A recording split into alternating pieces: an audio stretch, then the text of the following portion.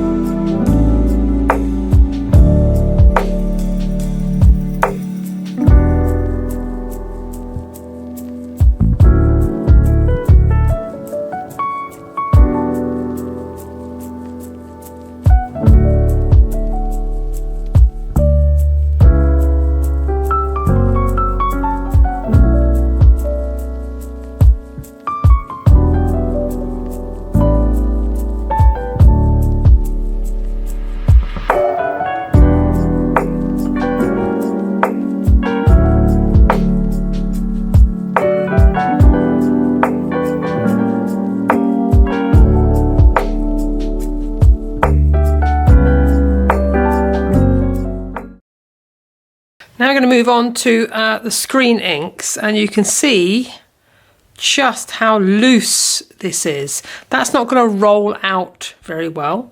It's designed to be pushed through a silk screen, but we can adapt it to make it better for relief printing or for trace monotype, by adding something that's going to thicken it. You could use talc, you could use cornstarch. In my studio, I tend to either use magnesium carbonate powder or a product by Akua called Akua Mag Mixed, which is magnesium carbonate powder mixed to a paste, like this. Either is fine. Again, use what you have. If all you have is cornstarch, that's going to work. If all you have is talc, that's going to work too. Basically, we're adding a powder to this that is going to act as a thickener.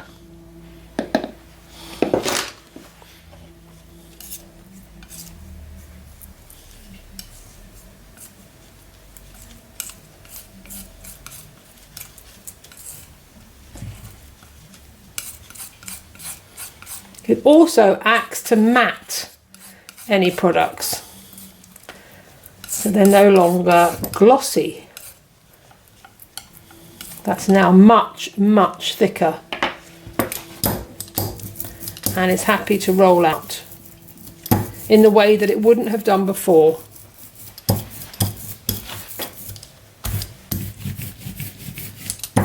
Next up on our acrylic based, water based media is Golden Open. This tends to be my go-to personally. Why? It has a wider range of colours, and it has a wide range of transparent colours as well as opaque.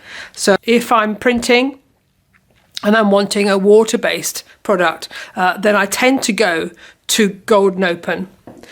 Unlike the screen printing inks, it's not going to wash out whilst it's dry. With the screen printing inks, you would need to heat set in order for them not to wash out. It's only an issue if you're using water-based mediums as an adhesive, something like gloss medium, matte medium, etc. So it very much comes down to what you want to do with your papers as to what paint or printing ink you're best to use.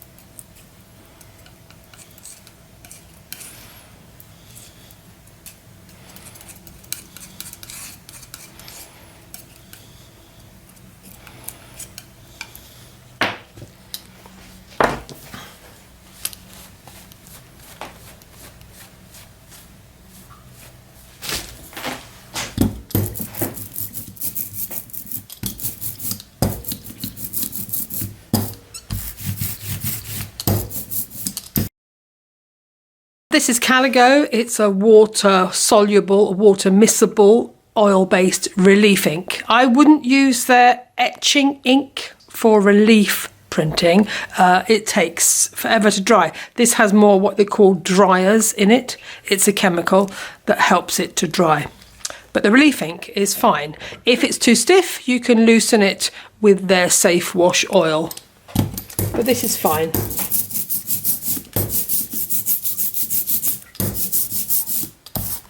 An alternative is to use a print medium that you mix your oil paint with. This is by Schmink.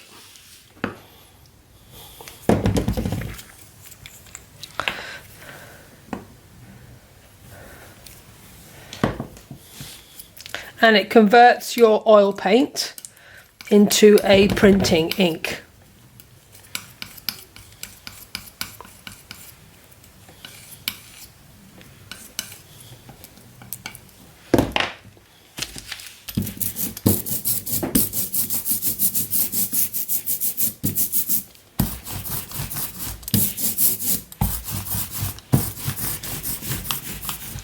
Of course, the difference being the oil and the schmink medium, we cannot wash this stuff off. This is now an oil or solvent situation. But it's fairly straightforward, and what I do with any oil-based non-washable medium, I'll blot off what I don't need.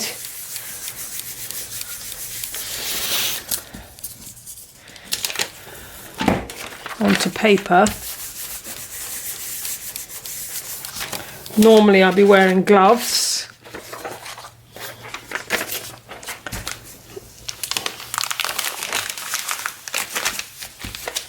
And then use vegetable oil.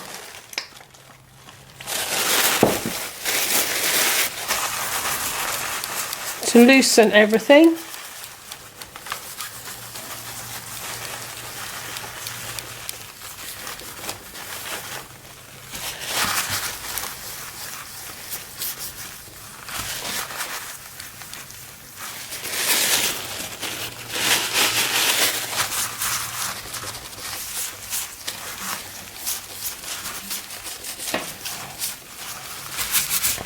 I would only use solvents for a final putting away clean.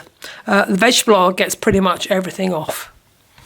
Wow, that was quite a session. I printed all of these, everything I could find in my studio pretty much, from water-based, acrylic, through to oil-based, plus oil paint mixed with medium. I'm going to let all these dry off and then I'm going to test them for how the gloss medium affects them, how nori paste affects them in terms of transparency, and whether or not they wake up with encaustic medium or even cold wax medium. What fun!